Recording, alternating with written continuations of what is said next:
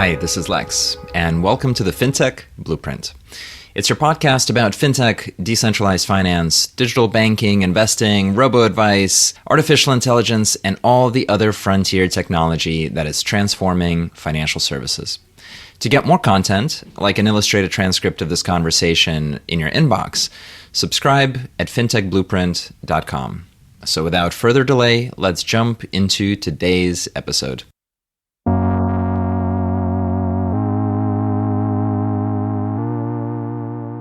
Hi, everybody, and welcome to today's conversation.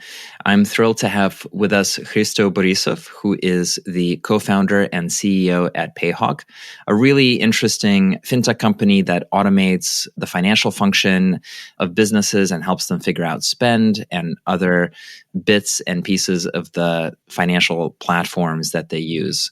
So with that, Hristo, welcome to the podcast today.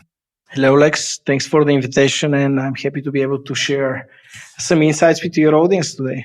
I'd love to talk about how you became a founder and how you got into technology. So maybe help us understand a little bit about your earlier background, kind of what was your education focus on, and what were some of your foundational experiences in technology? Yeah, absolutely. So I'm born and raised in Bulgaria. And one of the, I would say the most forming experience for me has been my university education, where I studied computer science and also did a double degree in business administration. I was pretty much in love with computers since I was like 13, 14 years old. And as soon as I got my computer in 2001, that was kind of a modern computer, I was able to really connect to the internet and discover this whole new world. And then I was very passionate about doing things on my own in terms of, web programming and, playing with tools. But it wasn't until when I went to the university, I started like kind of professionally investing time to improve my skills in terms of how to code and so on. And during my sophomore year, I managed to win a competition, which was programming competition. I was actually on third place, but I managed to get to a job interview to a company called Telerik at the time, which was about, I think, 70 employees in 2007. And this became to be one of the most successful tech companies in Bulgaria and became really fundamental for the whole Bulgarian ecosystem. Out of this company, we have now more than 65 companies that span out, and a lot of entrepreneurs came from this background. And we joke with it that this is kind of the PayPal mafia for the Bulgaria. We call it the Telerik mafia. So I joined this company in 2007 and spent 4 years as an engineer there. Then moved to be the first product managers in the company, and managed to do a lot of and implemented a lot of the, so to say, lean startup practices and, incubate a lot of new products and services within Telerik from 2011 till the acquisition by a public US company called Progress Software in 2014. So those initial 7 years, moving from being an engineer to more of a product manager and trying to bootstrap a lot of products internally at the company, were really fundamental for this specific, skill set. Why do you think this company was so successful at being a launchpad for entrepreneurs? Like, what was it about it that you said over 50 companies were spun out of it and there was this acquisition? What was in the culture or what was in the setup of this effort that created such an interesting outcome? Yeah, I think for Telerik, that was later acquired by Progress, the main drive was that we did not have an amazing other really big successful tech company at that scale. And Telerik managed to find a really good niche, building product for developers, helping them build their, mobile apps, web apps, desktop apps. And we became the, number one in the world in what we were doing at the time. And there was a lot of pride, being able to really build this company from Bulgaria in the DNA of the company. And we were also, this was a company that really made it possible for us to compete on a global scene with really large companies. Like, we were competing for some products with Microsoft, with Google, and a lot of other tools that were on the market that were based in the US, Russia, Denmark, and so on. And we really managed to see at the time that building a successful product is not only about having the DNA as an engineer and building the product itself, but being able to really create a good service around this product, to really service well the customers, to create a good enough product market strategy, to have a strong go-to-market team. And those things were very unique. You were not able to really see these things in any other company in Bulgaria. And I think that gave the confidence to a lot of people in the company that you can truly create global companies out of Bulgaria, even though we don't have a massive domestic markets. We're well suited as a country to build great engineers and to help them realize their ideas by building products that are, so to say, exported. The parts that where you competed with Google and Microsoft, that was on the cloud platform? Yes, that was on building developer tools. So we had products that were focused at helping developers build their products, in the cloud. We had very early on BaaS product, which was backend as a service. At the time, we have a platform for helping you build mobile application and having the full stack management of, from building to testing to deployment and delivery of your product in the cloud. We also had a lot of programming UIs that were allowing you to create, cross-platform mobile apps with the product that we used to have, which I think is still on the market, called NativeScript, and having other UI components that were leading at the time on the market. So all of those things were, very developer-focused, and pretty much, Google, Amazon, Microsoft, those were emerged as the top names really servicing developers. And on some of those products, we had a very, very competitive offerings and great products that still exist today. And in building these products, we were really able to see that, hey, you can really go and create something that doesn't have to be created in Silicon Valley to be able to be a successful product.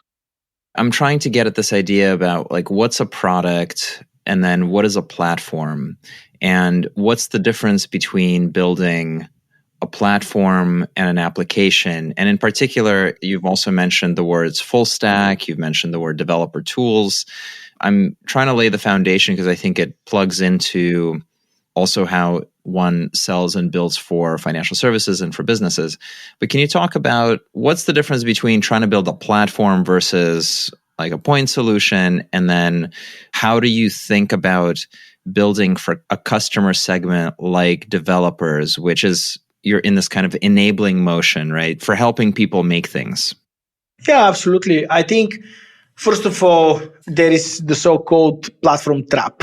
This is a common notion that, people don't go and build platforms from day one. The platform is something that might emerge and can be a combination of, multiple problems that you solve for a customer that allows them to really step on you, so that you can be considered as a platform. And I think the key characteristic of a platform is that A, it needs to solve, a variety of problems for customers. B, they should be able to really be able to build things on top of it so that they can use it as a platform or as a base to be able to, whether it is a marketplace, whether it is an extension and APIs that people can build third-party apps on it, or whether there is an ability for you to really also build code on it. So the so-called low-code environment where you can actually have a lot of extensibility that is actually logic living within the system.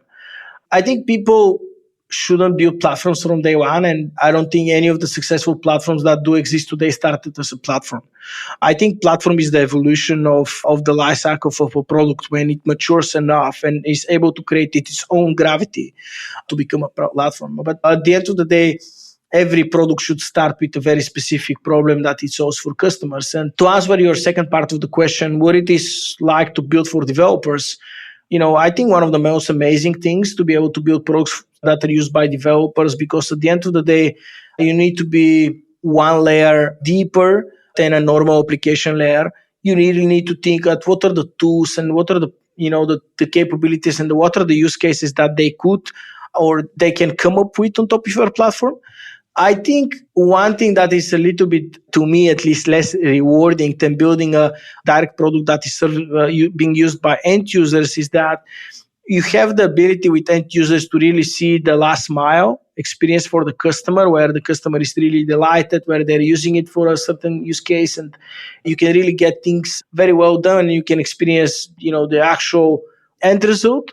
While with building developer tools, you are, at the end of the day, something that people step on top of. And even though your direct customers and indirect users are the developers, still what they're trying to achieve is building for somebody else. And you might have an amazing applications that are built on top of your platform, but at the end of the day, you're not interacting with these end users, which, so to say, live, this is changing. You're only working with the developers. And I think that's quite a different mentality. Luckily, with Payhawk, we also have a layer and a quite a deep API that we are currently having as part of our long-term strategy. And I think this is exactly where we are getting back to our roots, being able to really serve developers well, to let them, finance teams build a lot of extensions and customize a lot of things on our platform or our product so far, so that they can achieve what they need. So I think maybe as a final note on this question, I don't believe there is going to be any product today that is going to be successful without having very structured APIs and developer interfaces, so that you can actually extend and plug in within those systems in the next 5 years. I think we are getting to a world where everything is developer centric, everything is focused on integrations, and you just cannot get away on the market without having a very strong API layer. Yeah, I mean, it's the equivalent of just being literate in the current time, the ability to connect to things through the right programmable interfaces and to structure code that's streaming rather than static. I think you've put in place an interesting architecture of building a local company that's able to go global, and that's able to do it by focusing on kind of like this economic primitive of a developer that's building often a company or features. And as you solve particular problems, you expand to being a platform from being a single particular product.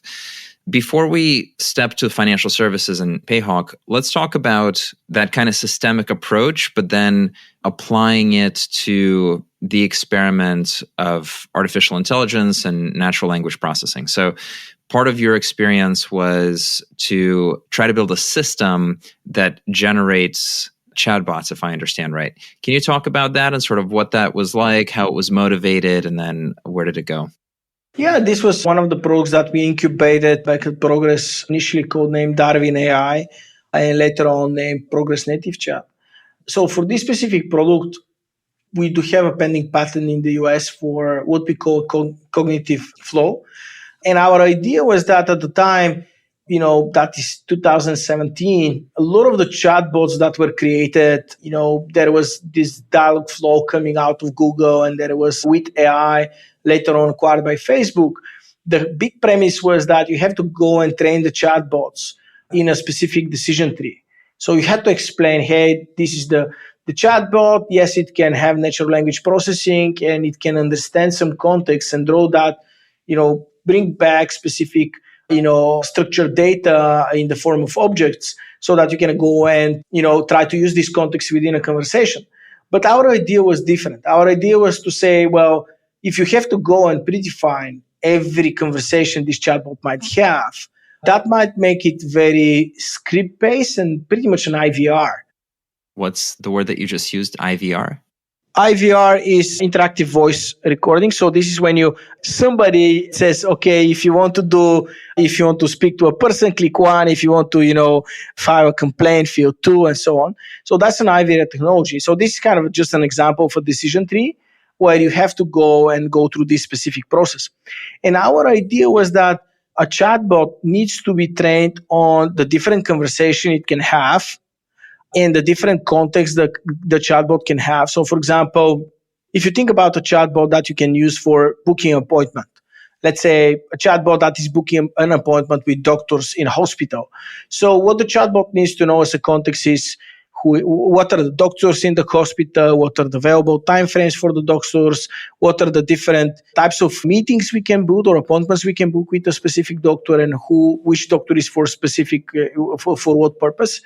But that's it. You don't have to train the chatbot on exactly how it needs to have the conversation. And what we built as a technology is we created a pretty much a JSON definition, a structured data on the different ways a chatbot can converse, including structured data on who are the doctors, what are the timeframes, and so on. And we didn't have to predefine every specific conversation from the day. So we said a chatbot can do, let's say, 5 conversations. It can help you book an appointment. It can help you cancel an appointment. It can help you get to speak to a person and maybe remind you about an appointment, right?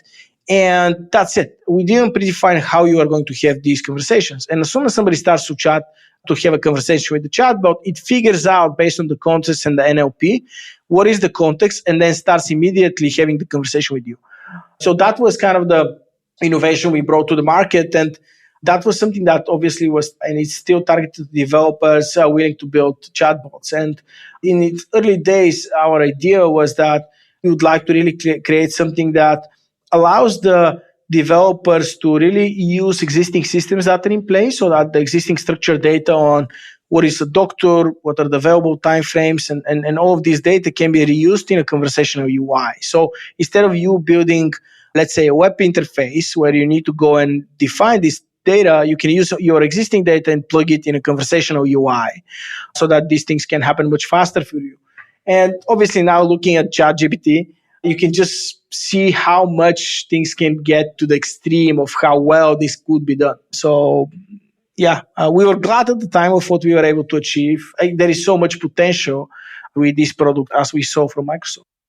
It's one of these things where you don't know if you're at the local maximum or if you're in the global maximum for some particular technology. Like the AI waves keep coming, and every time they peak, it feels like this is as good as it's going to get. And then, it stagnates for a few years, and then you have another crazy peak. So I remember there were a lot of financial chatbots that were coming out. Like there was Plum, and then there was others that would be integrated into bank systems and that would consume a lot of the internal data, be able to answer questions. I owned one back in 2012 that was like a Q&A chatbot you'd integrate into bank sites. But then, of course, like that is just such primitive stuff compared to the OpenAI model, which has ingested the entire internet and is now having emotionally damaging conversations with New York Times reporters. Maybe one of the interesting things that I always refer back to the Gartner hype cycle. You have this kind of a innovation breakthrough that really rises the expectation. If you look back at 2017, everybody was saying, well, now everything is going to be chatbots. Facebook started building chatbots within the chat itself. Everybody was talking about chatbots. You go to a website, there is always a chatbot. But then there is the realization that this specifically breakthrough cannot solve every single problem. And then there is this plateau and actually slope of alignment where you are actually realizing for the practical uses of this innovation and that the specific things this is going to help you instead of thinking that, hey, now that we have ChatGPT, we need to go and throw everything else and just use that, right? It's going to take some time until we realize exactly the specific use. And I think having Microsoft, in this case, pushing it as a replacement of the general search is an interesting idea. But I think at the end of the day, it is going to fall to a specific need that's not going to be that generic at the end of the day. That is going to fully replace, let's say, the search engine concept. So in this kind of second version of the story, you're building systems for kind of integrating these automated conversational machines into other businesses or other systems that developers have built. Let's switch over now to Payhawk. And let's formally define what is Payhawk. Like, tell us about the company, tell us how much money you've raised, what it's for, and kind of the main functions. And then a little bit about its history, kind of how did the idea come to you? So Payhawk is a spend management platform. We help businesses manage their expenses, and in a way where we issue company cards, help businesses manage invoices and bill payments in 32 countries. So we issue debit and credit cards in certain markets. We recently launched in the US a few months ago. We're able to provide our services usually to any kind of businesses that are above 50 employees, which is our target. We have direct integration with the ERP systems of our customers so that their finance team have a full reconciliation of their payments from the moment they issue a company card to the moment they control all the spend on these cards and how employees can use these cards to the moment we are collecting all the receipts and invoices and reconciling them in the financial system of the customer. The idea came in 2018. When we left Progress, my idea was to be very strategic about the next business we were going to build. I was, looking to build a big company, and to build a big company, you need to look for a big problem in a big market. And we started with one idea, which was pretty much building a virtual card for companies that protects the businesses from overspending money on subscriptions. And by spending about a month and a half talking to about 40 CFOs, every time I was speaking to them about this virtual card that is protecting them from overspending money on subscriptions, we realized that every one of them is asking us about physical cards. And then we started looking in the space about physical cards, and we quickly understood that managing physical cards and spend on cards is pretty dramatic things for finance teams, because first of all, you don't have a lot of control on these cards, on how they're going to be used. Then these cards are creating a lot of transactions that you need to chase the receipts. And if you don't have a system in place, this can quickly become a nightmare for the finance team. And we also spent time to identify other pain points for the businesses. And we quickly realized that also, sometimes if it's a very large business, they don't want to go and issue cards to every single employee. They would like to be able to have just a classical expense management, but they would like to reimburse the employees directly from the platform. Or if they're working with suppliers that they don't accept cards, to be able to manage their accounts payable, get an invoice and pay this invoice directly from our platform. This is where we, for example, built an integration and OCR that reads data from invoices in 62 languages today.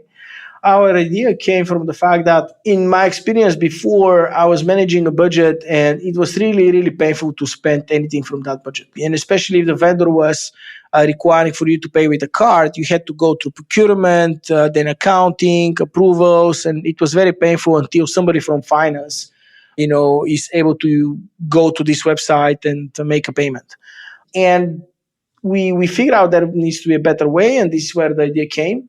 And over the last 4.5 years, we have raised $240 million for this idea. We currently have teams in 9 countries.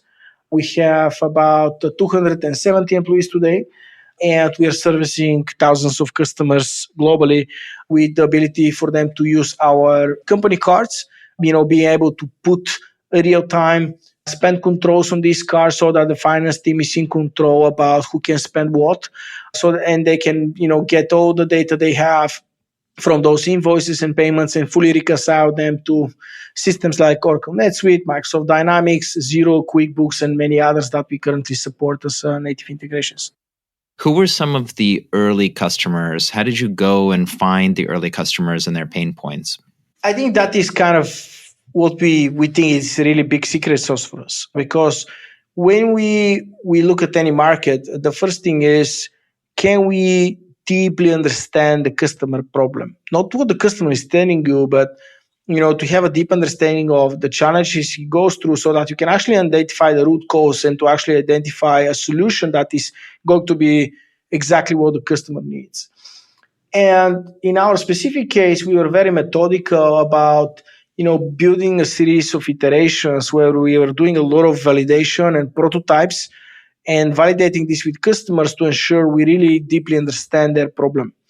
And in this specific case, building a product for finance professionals, you need to do a huge amount of work with them to really get down to the level of information and details they need to ensure that you're actually solving a big problem for them.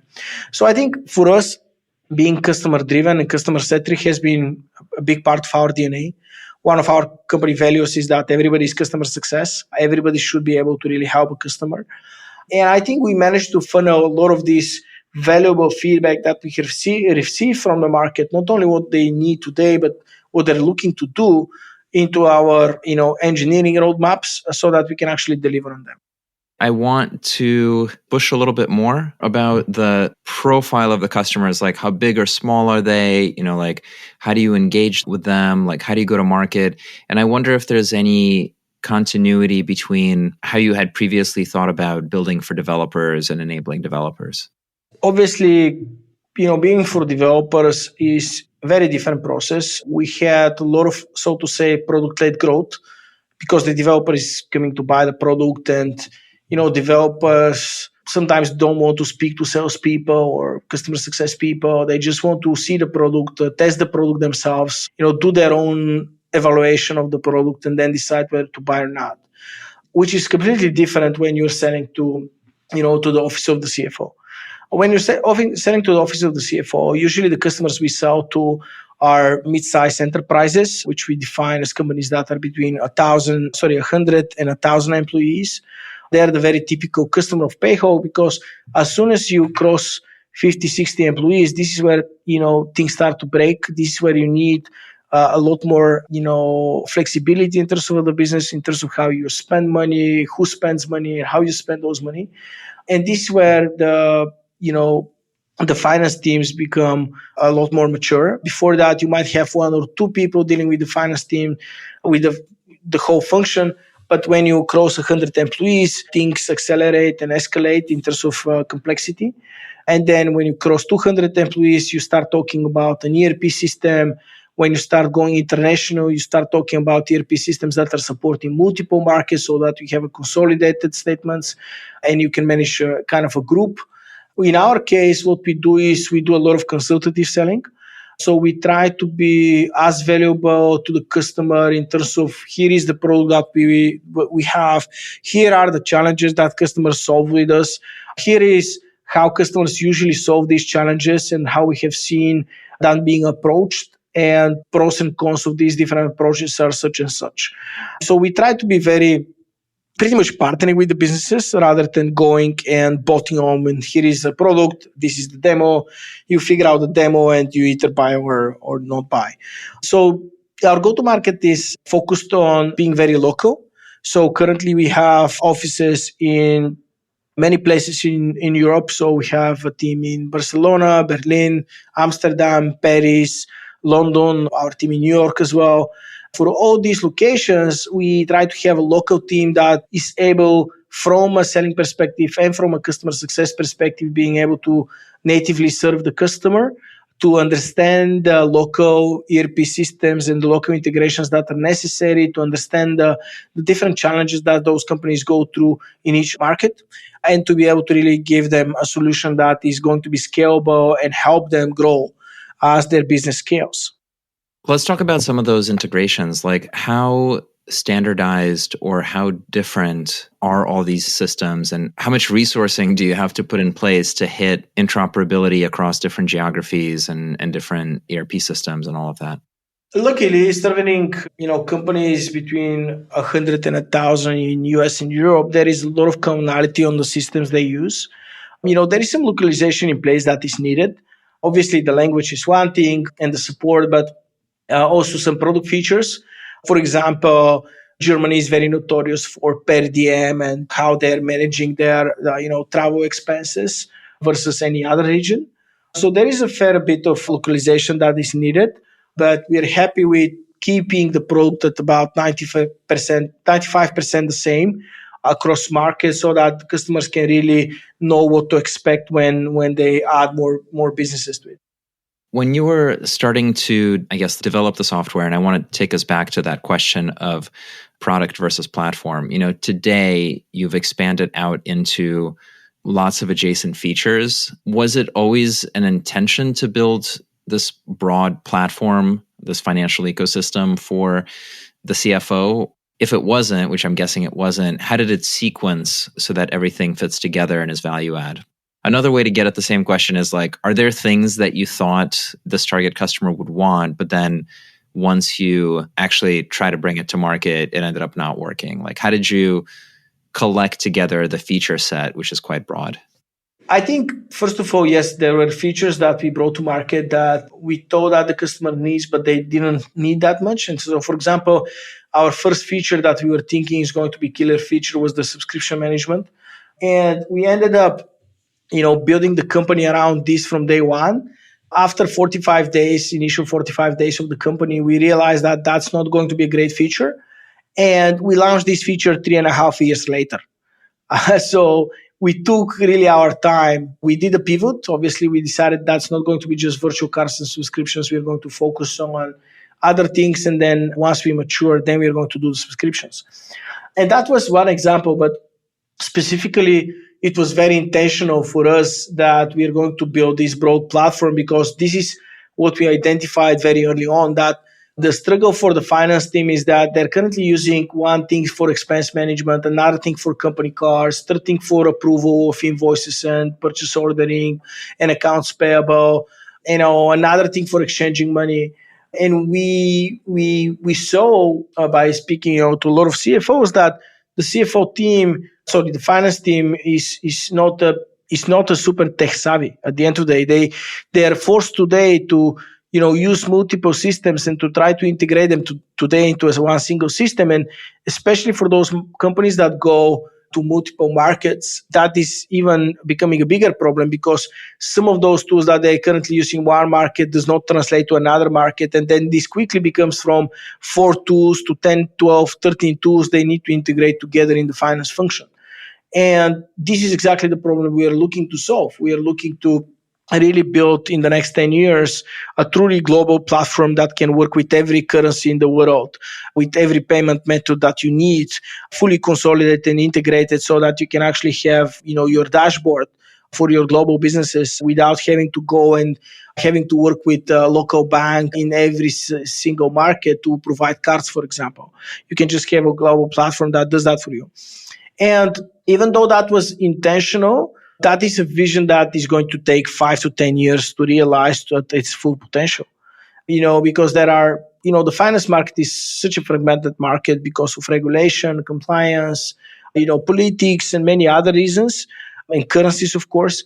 It will take a while before we are able to achieve our vision. But we can definitely see with every new country and every new currency we're adding on the platform, how well this is accelerating the roadmap. And just recently, we launched the US as a full credit card in the US. And currently, we even haven't started onboarding net new customers on it. We are currently even onboarding just the existing customers that are based in Europe that do have subsidiaries in the US, because the demand for that is so big. And we're really glad to see that as soon as we open these new capabilities and customers are able to use a single platform across Europe and US that they were not able to use before, they immediately utilize that. And, there are many other regions in the world where we have a potential to expand. And this has been a deliberate thing, but it was a very, very intentional from the early days that is how we are going to differentiate. And because of our very strong engineering product DNA, we believe we have the technical capacity to really pull this off. Let's look for a second into the future and into the competitive dynamics of the space that you're in. I have a couple of ideas and just wanted to run them by you. So one question and idea is, business model evolution. So I know that similarly situated companies, they start in the software as a service space and then find a lot of profitability in adding financial services into the mix. So adding kind of like underwriting returns, whether it's on the cards themselves or whether it's through working capital loans, because you have this big business database and you have a view of all their expense management, you might have a sense of, which are good risks and not. So one question is like, what's your view on, and have you thought about the adjacency of the software product and the underlying financial product, and is there opportunity there? And then number two is, if you look at the competitive set, also, how do you think about growth? If it's a global opportunity, like, are you bumping up against Brex and other card providers, or, is it a regional opportunity? And I think that for me, I tie the two questions together, right? Because you can have horizontal market share and then you can have vertical integration. I'm curious how you think about that. Well, I think on the first one, on the business model, the more you mature your product and the larger customers you serve, the more there is potential for you to expand the capabilities and the ways you make money. So, for example, as soon as you start working with businesses that have entities in multiple countries, those are businesses that immediately are exposed to a lot of, let's say, FX opportunities, where they are obviously exchanging money, they're paying in different currencies. you have also those customers that are, for example, using your product for a lot of, let's say, bill payments and accounts payable management. As soon as you go and work with those international customers, there is a bigger opportunity for you to do cross-border payments and to really support more of that. There is obviously, as you move across regions, there are markets that do prefer to be credit first versus debit. That brings, higher interchange in these specific markets. There is also the ability to expand your portfolio in terms of capabilities that you do and include things like payroll and other things. So each of those offers an innovation on the business model and on the FX and interchange. Obviously, as you become regulated, you also have the opportunity to earn money on the safeguarded funds and on the interest rate there, which is especially relevant these days as these interest rates are booming. But on the other side, are making, let's say, less compelling to have a very big exposed credit model.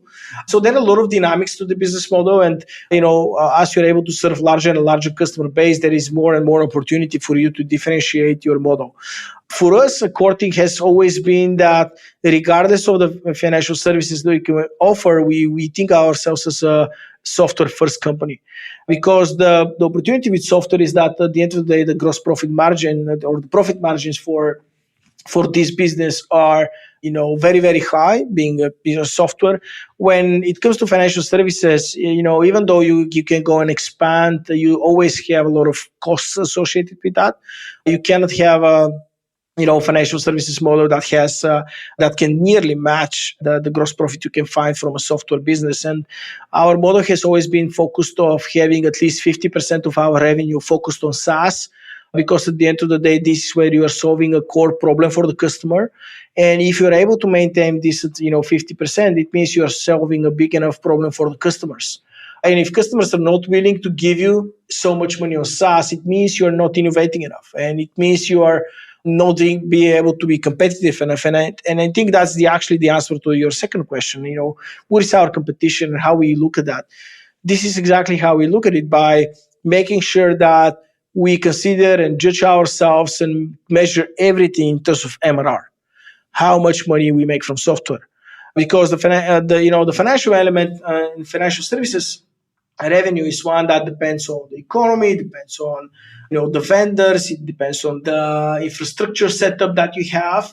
But the one that is fully in your control is really the SaaS, and that's why that's the leading indicator and the North Star for us, being able to really do that. And you can see some companies like Brex and Ramp and others in the US trying to switch that model and move from having 90+% revenue from interchange, trying to push more services, try to become more of a software product. And that's actually hard, because you have been selling a product with, at the end of the day, you have been selling a financial product that comes with a huge amount of cash back, and the customers are buying it for a very different reason. And as soon as you start selling them software, many things in your company needs to change, from the way you prospect, from the way you sell, to the way you serve those customers. And I think this is something that we are very focused on, to ensure that the level of SaaS features and capabilities and problems we solve for the customer continues to increase in terms of complexity. And a lot of that rings true for me.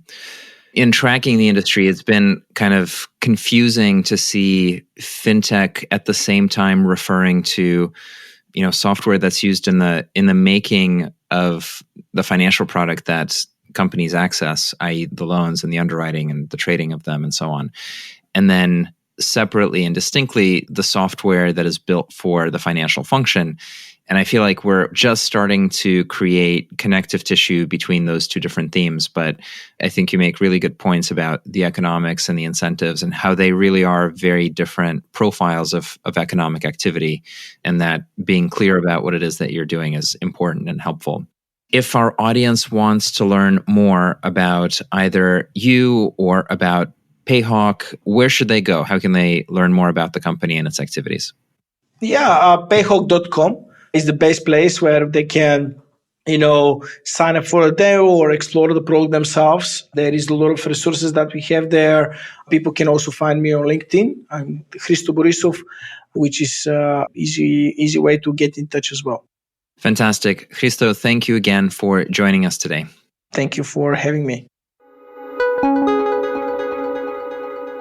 Hi everyone, that's it for this week's episode of the Fintech Blueprint. For more technical deep dives into all things fintech and decentralized finance, check out fintechblueprint.com and grab a free subscription to the newsletter. This is Lex, and I'll see you next time.